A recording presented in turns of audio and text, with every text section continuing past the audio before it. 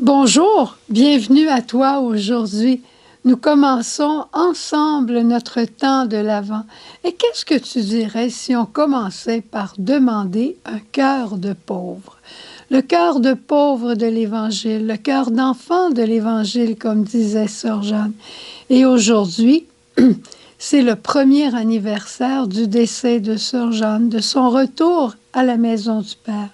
Et ce chant, Donne-moi, ô mon Père, un cœur de pauvre, est le premier chant qu'elle a reçu du bon Dieu. Tu le connais? Alors on le chante ensemble. Donne-moi, ô mon Père, un cœur de pauvre, crée en moi, ô mon Père, un cœur d'enfant. Père, je te rends grâce de ce que tu as révélé tes secrets aux tout petits. Père, je te rends grâce de ce que tu les as cachés aux sages et aux orgueilleux. Père, je te rends grâce. Au fond, on pourrait dire, Père, je te rends grâce. Chaque fois que je me fais petite devant ta face, tu me révèles tes secrets.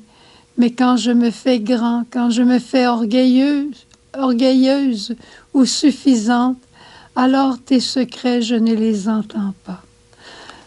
Il t'a plu, ô mon Père, le cœur du pauvre.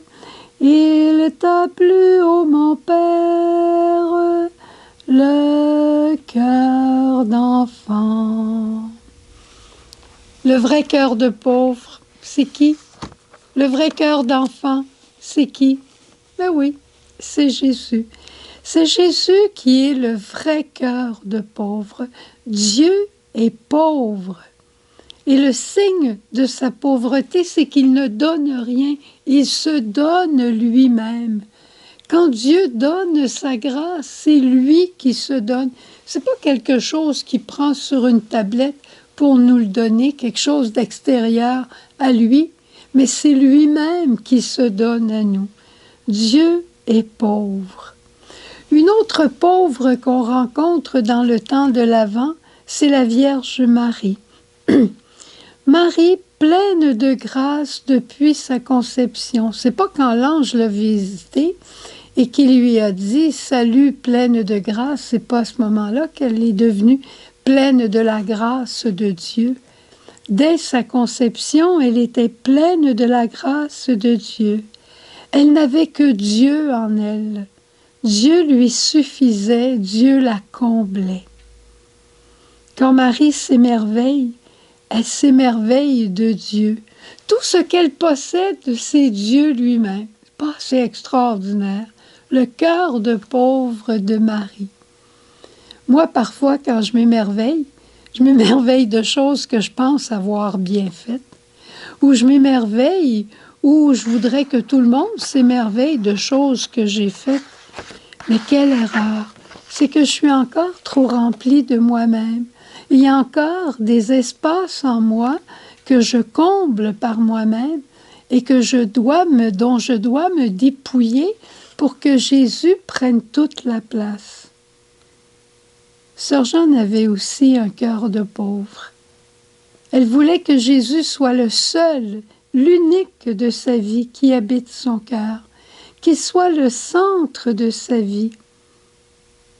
Comme Saint Joseph, qui s'est laissé conduire par l'Esprit Saint, Sœur Jeanne voulait aussi se laisser conduire par l'Esprit Saint.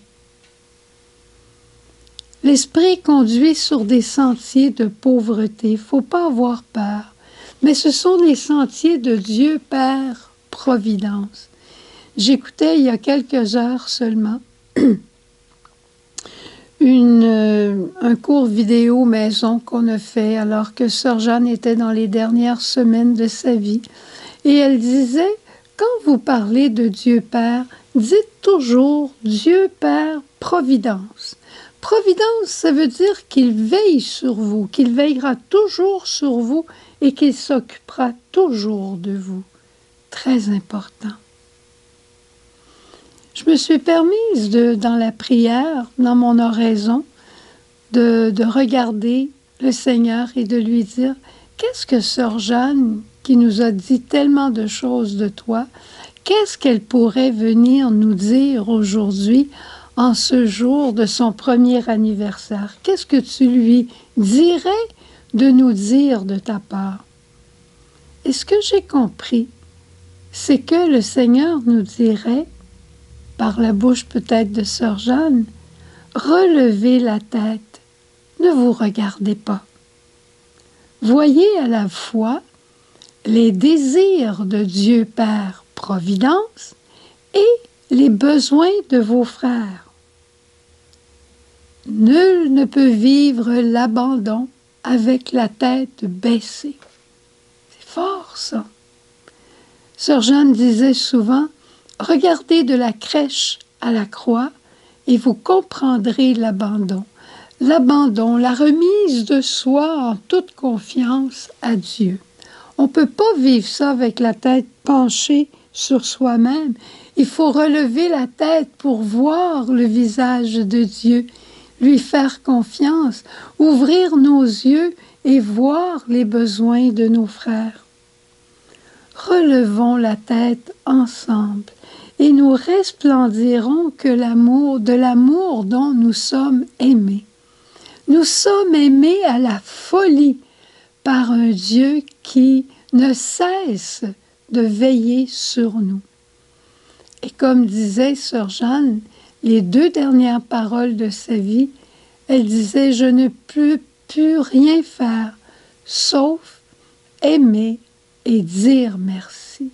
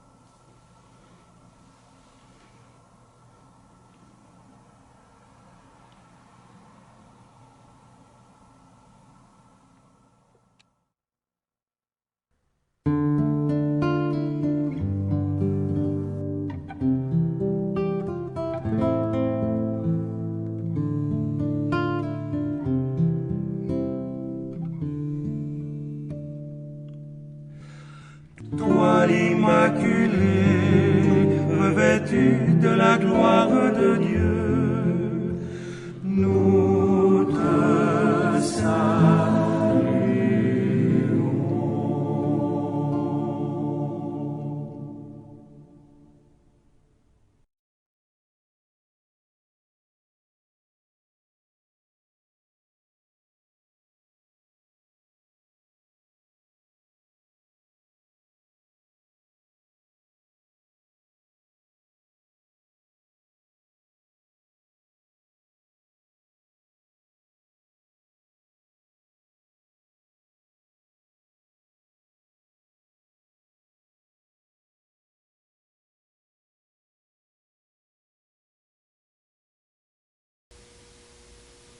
J'ai compris ce matin, dans ces 2 paroles, aimer et dire merci.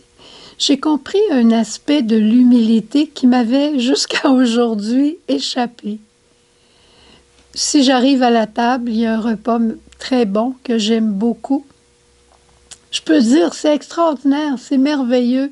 On a des pommes de terre au four, puis j'aime tellement ça. Puis ça fait longtemps qu'on n'a pas mangé, je suis tellement contente. Je fais un constat d'événement. Mais si je regarde la petite sœur ou le petit frère qui est à la cuisine, puis je lui dis « Merci beaucoup d'avoir fait des pommes de terre au four, j'aime tellement ça, je te remercie de tout cœur. » Dans mon merci, il y a la reconnaissance de ce que l'autre a fait, mais il y a aussi un certain acte d'humilité de ma part, une certaine reconnaissance qui me tourne vers l'autre et qui le met en valeur. Alors, n'ayons pas peur aujourd'hui, avec notre cœur de pauvre, peut-être simplement d'aimer et de dire merci, et de demander pour toute l'humanité: donne-moi, ô mon Père, un cœur de pauvre, crée en moi, ô mon Père, un cœur d'enfant. Au revoir, passe une belle journée, puis n'aie pas peur de demander au bon Dieu par l'intercession de Sœur Jeanne quelque chose dont tu as besoin. Parce que Sœur Jeanne disait: je vous exaucerai et j'écouterai vos prières. Si vous me priez, si vous me demandez quelque chose, je vais intervenir pour vous. Mais si vous me demandez rien, je ne peux pas rien faire.